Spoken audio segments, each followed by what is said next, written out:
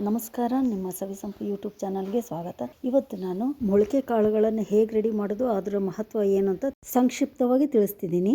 ಮೊದಲಿಗೆ 1/4 kg ಶೇಂಗಾ ಕಾಳು, 1/4 kg ಹೆಸರು ಕಾಳು, 100 ಗ್ರಾಮ್ ಮೆಂತೆ ಕಾಳು, 100 ಗ್ರಾಮ್ ಕಡಲೆಕಾಳು, ಇವಿಷ್ಟನ್ನು ಕೂಡ ಸ್ವಚ್ಛವಾಗಿ ತೊಳ್ಕೊಬೇಕು.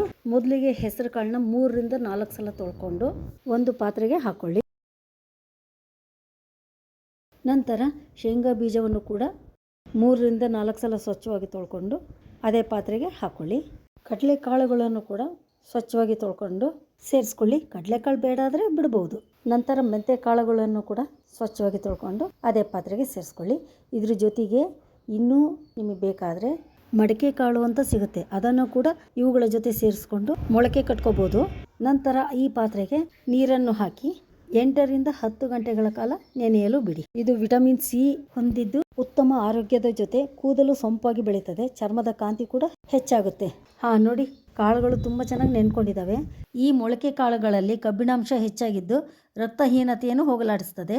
ಇದರಲ್ಲಿ ನಾರಿನಾಂಶ ಹೆಚ್ಚಾಗಿರೋದರಿಂದ ಜೀರ್ಣಕ್ರಿಯೆಗೆ ಅನುಕೂಲವಾಗಿದೆ. ಇವುಗಳನ್ನು ಸೇವಿಸುವುದರಿಂದ ದೇಹದ ತೂಕ ಕಡಿಮೆಯಾಗುತ್ತದೆ. ನೀರನ್ನೆಲ್ಲ ತೆಗೆದುಬಿಟ್ಟು ಒಂದು ಕಾಟನ್ ಬಟ್ಟೆ ಮೇಲೆ ತೆಳ್ಳಗೆ ಹರಡಬೇಕು. ಯಾಕಂದರೆ ನೆನೆಸಿರೋ ಕಾಳಿನಲ್ಲಿ ನೀರಿನಂಶ ಸ್ವಲ್ಪ ಆರಬೇಕು. ಇಲ್ಲಾಂದರೆ ಮೊಳಕೆ ಕಟ್ಟಿದ ನಂತರ ಮರುದಿನ ಅದು ಅಂಟು ಥರ ಆಗಿರುತ್ತೆ. ಹಾಗಾಗಿ ನೀರಿನಂಶ ಆರಬೇಕು. ಅದ್ರ ಸಲುವಾಗಿ ಒಂದು ಅರ್ಧ ಇಂದ 3/4 ಗಂಟೆ ತನಕ ಹಿಂಗೆ ತೆಳ್ಳಗೆ ಹರಡ್ತೀವಿ. ನಮ್ಮ ಅಜ್ಜಿಯಂದಿರ ಕಾಲದಲ್ಲಿ ಗಂಟು ಕಟ್ಟಿ ಒಂದು ಭಾರದ ಅದ್ರ ಮೇಲೆ ಇಡ್ತಿದ್ರು, ಅದು ಮೊಳಕೆ ಬಂದಿರ್ತಿತ್ತು. ನಾವೀಗ ನೀರು ನೀಟಾಗಿ ಆರಿಸಿದ್ವಿ ಅಂದರೆ ಈ ಥರ ಬಟ್ಟೆಯಲ್ಲಿ ಫೋಲ್ಡ್ ಮಾಡಿಟ್ರೆ ಸಾಕು, ಚೆಂದಾಗೆ ಮೊಳಕೆ ಬಂದಿರುತ್ತೆ. ನೋಡಿ, ಈಗ ನಿನ್ನೆ ರೆಡಿ ಮಾಡಿಟ್ಟಿದ್ವಿ ಹಿಂಗೆ. ಈಗ ಎಷ್ಟು ಚೆನ್ನಾಗಿ ಮೊಳಕೆ ಬಂದಿದೆ ನೋಡಿ. ನೋಡಿ,